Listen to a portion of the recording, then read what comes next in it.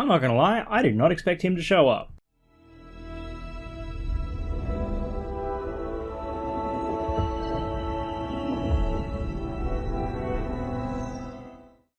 Hello there, this will be a pretty quick and surface level review, but talking about the final episode of what I hope is just season 1 of The Acolyte, and I very much enjoyed this one. This was the first episode that I was like, yes, this is the length that these episodes need to be. It only clocked in at around 43 minutes, I think, and I think that was the longest one, but my god, the difference it made. It didn't feel rushed, stuff had time to breathe, and the pace just felt a lot better compared to the other episodes we've had this season. So, as many predicted, myself included, Sol was killed by Osha's hand, and she killed him without a weapon, fulfilling the Acolyte's task of killing a Jedi without a weapon.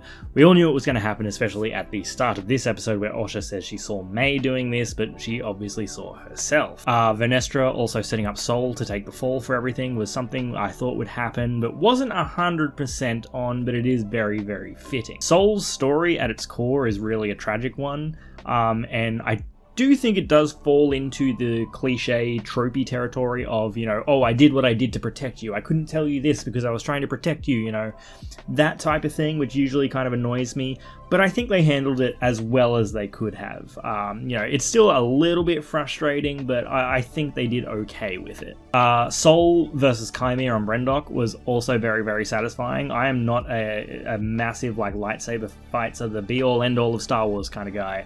But I really enjoyed the lightsaber fights, not just in this episode, but the entire series, you know? I thought it was just really fantastic. I loved Chimera's fighting style. Lots of fun there. Side note, stop slowing stuff down to analyze it frame by frame and start calling it bad, because that's stupid. Every lightsaber fight falls apart if you do this, especially the ones in the prequels. Just stop. Seeing Osha bleed a Kyber crystal as well, which I believe is the first time we've seen this happen in live action. We saw Dagan do it in Jedi Survivor, and Vader and Kylo Ren have done it in the comic books. I loved the difference in the bleeding as well, the contrast. The other ones were very, like, explosive and powerful, and Osha's was very quiet as she's just sort of there, angry, sad, and just seething with rage, and you just get that slow turn of the crystal, which I thought was really, really nice. And I really liked the blade slowly going from blue to red, which was a very nice visual touch, because I also didn't want her to just sort of flick a switch in turning to the dark side. Because it just wouldn't have made as much sense to me. So I'd like that it was gradual and you get that nice visual representation through the saber slowly changing colors, because that just made more sense to me, because she's not all in on that side, but she's taken her first steps. Alright, let's talk about it. We got Plagueis in live action. Holy shit, I did not expect it, to be honest. Everyone had been talking about it, like, are we going to get a tease? Are we going to see Chimera's master at the end of this, you know? And I was like, yeah, we might get a tease, but I was honestly leaning towards them showing restraint and not doing a tease. And I honestly thought that Tenebrous would be more likely, but obviously in the new canon, they shuffled around the timeline and stuff and brought Plagueis in a lot earlier than he would have been. It was a very brief appearance, but my god, like, it was cool. For the people that were watching and knew who that was, this was such an awesome moment. Like, this was like jaw on the floor, holy shit, I can't believe they actually brought that guy in. Because I thought they might do it, and I just had convinced myself that they wouldn't. Like, even watching with my girlfriend, she did not know who it was at first, and asked who it was, and when I told her, she was like, as in the tragedy of, and like, it was just very, very fun to see her face light up and be like, oh, cool! So, a very, very fun reveal. Now, my question is, does Chimera know about Plagueis yet? Because in my mind, and just how that was revealed, it seems like he does not. I believe that Plagueis is out here scoping out dark side users and looking maybe for potential apprentices. I do not believe that he is Chimera's current master, as I do not think that Plagueis would allow Chimera to take on another student. So if a season 2 is greenlit, it'll be very interesting to see what path they take going forward with Plagueis, Chimera, and Osha. I think there is a lot of fantastic potential there. So for now, I'm going to say that, you know, Plagueis is just sort of sussing stuff out. We also got confirmation, as we suspected, that Chimera was a former student of Venestra who turned to the dark side. That is something else that I'm just dying to know more information about, and how exactly that went down, because Vern was surprised to sense that Chimera was still alive. I loved his oh shit moment when he sensed her on the planet and had to put his helmet back on really quickly. I thought that was a nice touch. I also did have a little giggle at the Empire Strikes Back reference with May getting sucked into the vent when she fell down on Brendok. I thought that was pretty good, honestly. Very convenient, I guess. But I'm not gonna lie, it made me grin a little bit. I was just like, it's a little bit too cutesy, but I'll allow it. We finally saw David Harwood as well, not playing Chimera's master, sadly, but the senator who wants the Jedi investigated.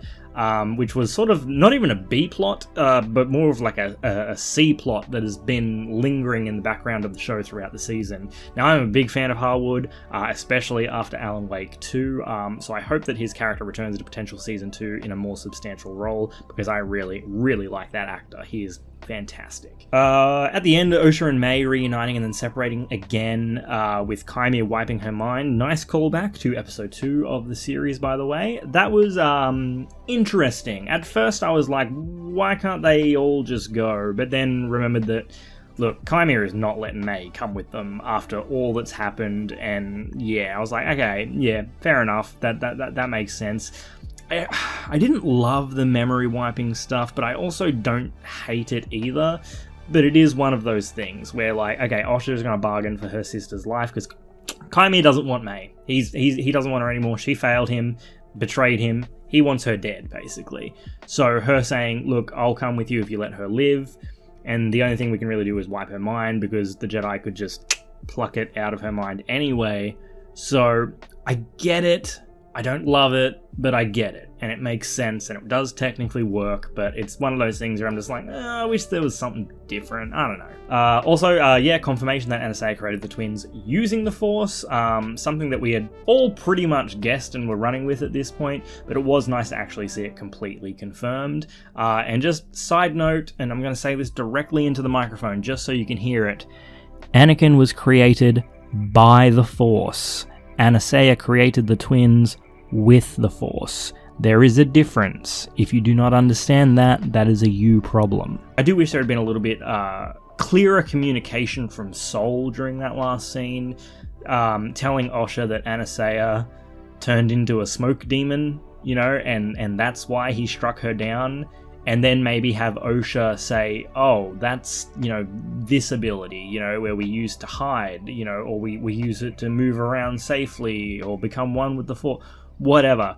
But, like, just say something, you know, because it's just one of those things where it was just, like, left just a little bit too open and a little bit too ambiguous. Because, like, from our point of view, it's just like, yeah, if a woman turned into a smoke demon in front of me, I'd be striking her down as well. And it's just like, I think there was just room to really just flesh that out just a little bit, and to make it, just to make it play a little bit better. And I understand, because the whole ordeal is centered around miscommunication and misunderstanding, so I get why they're doing it, but I think it just would have been nice if Osha had explained what was happening in that moment to Sol, and then Sol can have that realization that he in fact did not do the right thing as he was insisting that he was doing. And I think that final realization for him, that he made this absolutely massive mistake, would have just been a little bit better, and makes him being so accepting of his death at Osha's hand, by Osha's hand, feel just a little bit more palatable and a little bit more earned, in my opinion. Overall, though, I was actually pretty satisfied with the ending to the season. I had real doubts that they were going to be able to pull it off, with just how much they had to get through and how messy the editing and pacing of these episodes have kind of been.